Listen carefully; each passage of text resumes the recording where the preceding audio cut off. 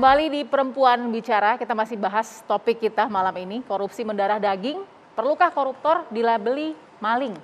Saya terketuk juga nih dengan ucapannya Ibu Husnul tadi di akhir segmen pertama yang mengatakan ini label penting, tapi udahlah saya udah nggak percaya sama pengadilan dan KPK. Sebelum saya ke Bu Irma, kenapa? Ya, karena mereka juga memiliki kepentingan dan di dalam prakteknya sejak 2005 sebetulnya saya sudah bilang saya nggak percaya dengan KPK. Kenapa? Karena KPK itu sebetulnya second track institution. Jadi sebenarnya institusinya kan pengadilan yang ya. Struktur pengadilan biasa, Ya. tapi kita bikin KPK. Dan ternyata juga di dalam proses itu waktu itu waktu saya KPU kita bawa satu pasal 53 ke Mahkamah Konstitusi. Karena kalau seseorang ditangkap oleh KPK, dia dianggap tersangka, pasti terdakwa, pasti terpidana, dan dia dipenjara. Sementara kalau kasus yang sama korupsi dengan pengadilan yang biasa, kalau dia tersangka belum tentu terpidana, kalau terpidana belum tentu, apalagi ya yang seperti itu. Dan ada SP3. Jadi proses-proses yang dipertontonkan oleh KPK sampai hari ini menurut saya banyak masalah. Contoh misalnya KPK lebih tertarik dengan misalnya DPRD yang korupsinya misalnya 12 juta setengah atau 50 juta yang waktu itu pertama kali yang dari Sumatera Barat.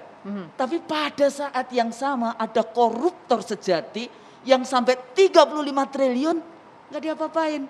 Jadi ada koruptor sejati, ada yang dikoruptorkan. Nah di sini letaknya hati-hati, KPK sering terjebak menjadi alat untuk menghancurkan lawan politik dibandingkan betul-betul untuk menyelesaikan persoalan korupsi di Indonesia. Oke, banyak sudah menahan koruptor tapi tetap tidak dipercaya dan banyak kegagalan menurut Bu Husnul. Ada satu sisi, saya tidak sepakat dengan Bu Husnul terkait masalah bahwa KPK itu menjadi alat politik. Ya, tapi makanya saya ingin tanya dulu alat politik siapa? Alat politik kekuasaan ataukah alat politik orang-orang yang berada di dalam KPK itu sendiri? Oke. Kan itu harus dipertanyakan, Ibu.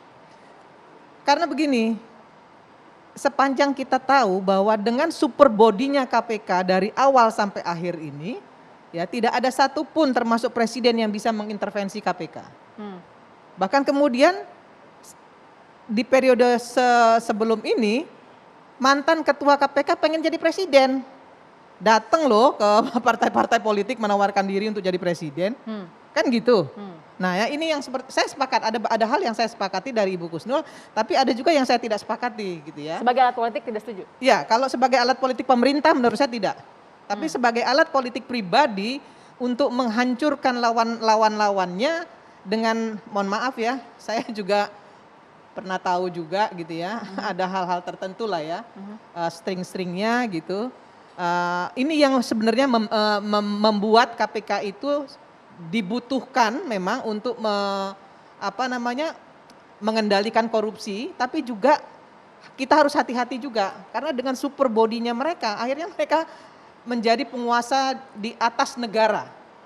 Mengendalikan korupsi, bahasa yang tadi direferensikan oleh Ibu Husnul, ada yang 50 juta versus 35 triliun. Itu kalau itu saya sepakat itu dengan Bu Husnul. Maksudnya itu mengendalikan korupsi? Bayangkan Joko Chandra ya kalau nggak salah kemarin dihukum 3,5 tahun. Oke. Iya toh? Oke. Tapi ada ibu-ibu yang mencuri kakao itu dihukum 3 bulan misalnya seperti itu. Itu kan keadilan hukum yang sangat tumpul. Tapi kita juga, saya nggak sepakat juga kalau seperti yang sekarang terjadi, semua persoalan ditimpakan kepada presiden. Jadi presiden harus bertanggung jawab, presiden harus salah gitu kan, itu kan juga nggak boleh gitu. Jadi harus ditempatkan. Mana yang menjadi tanggung jawab yudikatif, mana yang menjadi tanggung jawab presiden atau pemerintah itu harus dibedakan juga. Jadi kita harus memberikan diskursus kepada publik dengan baik untuk soal-soal seperti ini. Oke, Mbak Devi, narasinya kenapa bisa sampai seperti itu mengartikan korupsi mendarah daging, lalu kemudian tadi ada ketidakpercayaan dan ujung-ujungnya label yang akhirnya jadi shield atau benteng dari masyarakat untuk paling tidak protes bahwa ini harus dilabeli. Gini, tes. Pertama yang perlu kita sadari, bicara menguak sebuah kasus korupsi itu pasti butuh proses. Kalau tidak ya namanya fitnah loh. Anda mengatakan bahwa orang lain bersalah, Anda mencuri uang saya, itu kan perlu proses. Nah kalau menurut hemat saya, baik itu KPK, polisi dan sebagainya sudah bekerja dengan sangat keras. Memang KPK kemudian kelihatan menjadi super body karena memang dia hanya mengurusi soal itu. Beda dengan polisi, dari mulai urusan kosmetik sampai korupsi juga diurusi. Padahal dua-duanya punya prestasi yang sama. Tapi yang menarik begini, 3 hari sebelum talk show ini, saya melakukan studi kecil-kecilan. Saya melakukan dialog dengan 15 orang lah, beragam dari segi usia, demografi dan sebagainya. Saya cuma bilang begini, ada 7 kata yang saya bilang dari 7 kata ini menurut Anda apa yang paling penting? Jadi saya sebut 7 kata, ada kebaikan, ada kesabaran, ada keberanian, ada kedermawanan, ada kejujuran, ada kerja keras dan kegigihan. Menariknya level masyarakat tidak menempatkan kejujuran di nomor 1. Nah ini kan artinya apa? Jangan kemudian kita berpikir bahwa praktek korup, kalau tadi definisi sangat luas. Kalau saya melihatnya ada persoalan yang juga sangat besar dari bangsa ini, persoalan integritas. Yang itu harus dimulai dari level pendidikan.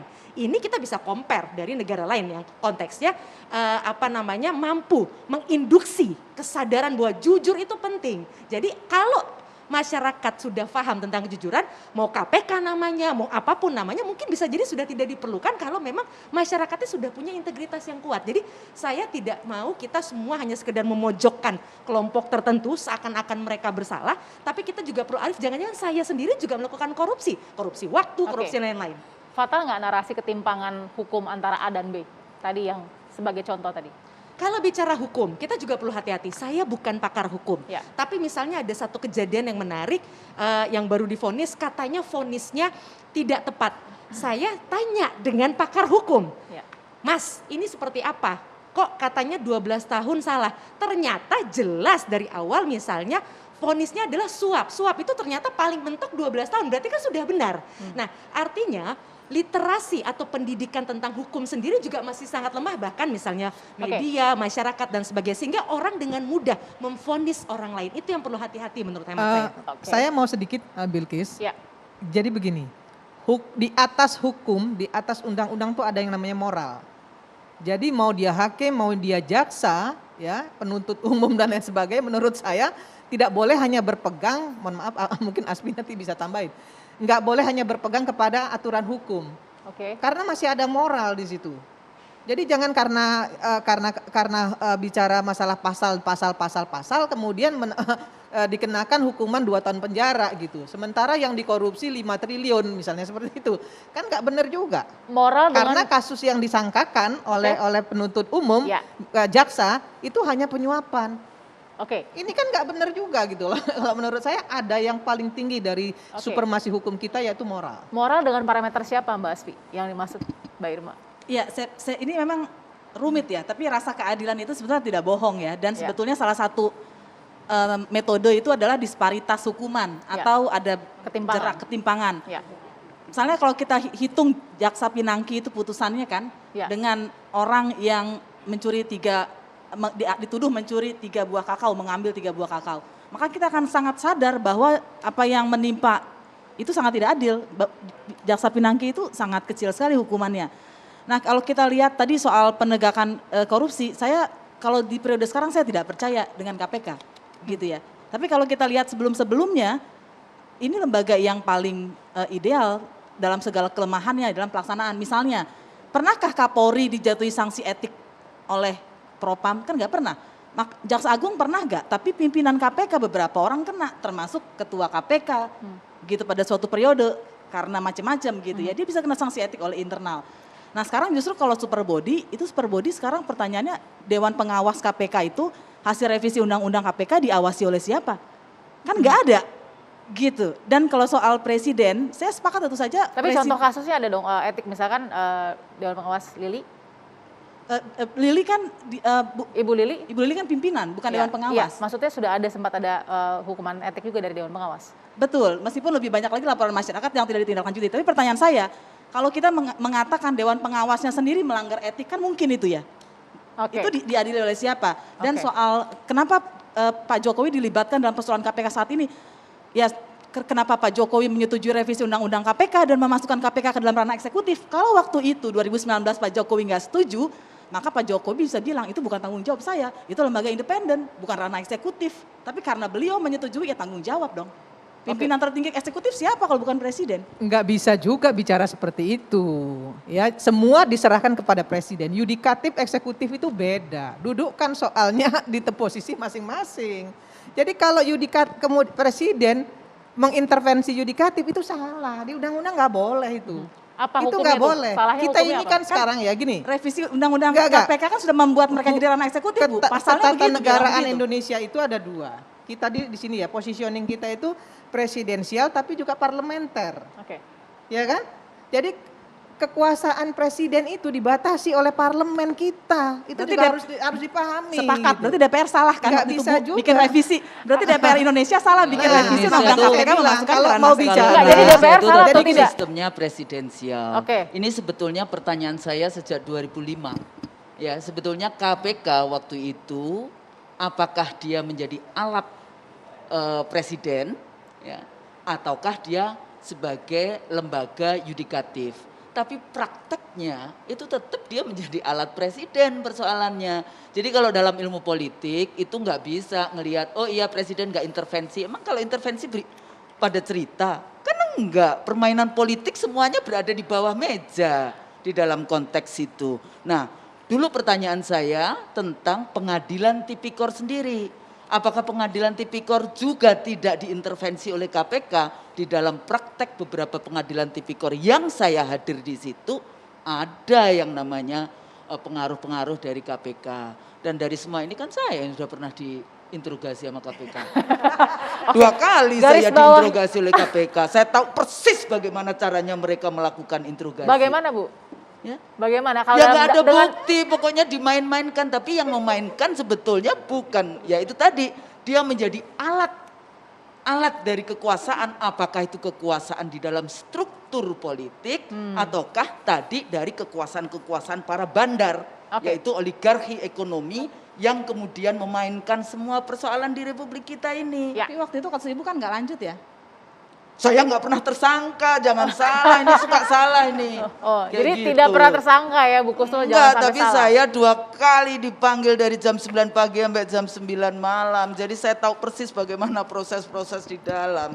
Oke. Dan saya mengikuti bagaimana pengadilan tipikor di dalam proses-proses itu.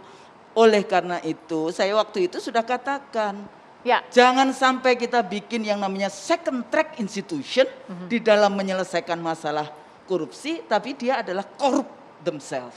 Salah satunya yaitu yang pasal 53 yang kemudian kita bawa ke Mahkamah Konstitusi dan menang. oke. Setelah ini saya sangat ingin mendengar bagaimana perspektif dari keempat wanita yang ada di sebelah saya ini semua tentang diksi yang sekarang sedang muncul ya Mbak Asfi ya. Di tengah ruang KPK ketika geger juga di media sosial karena statement dari Deputi Penindakan ya dan peran juga ya serta masyarakat KPK yaitu Pak Wawan Wardiana yang mengatakan bahwa mantan koruptor adalah penyintas korupsi. Seperti apa perspektifnya? Tetap di Perempuan Bicara.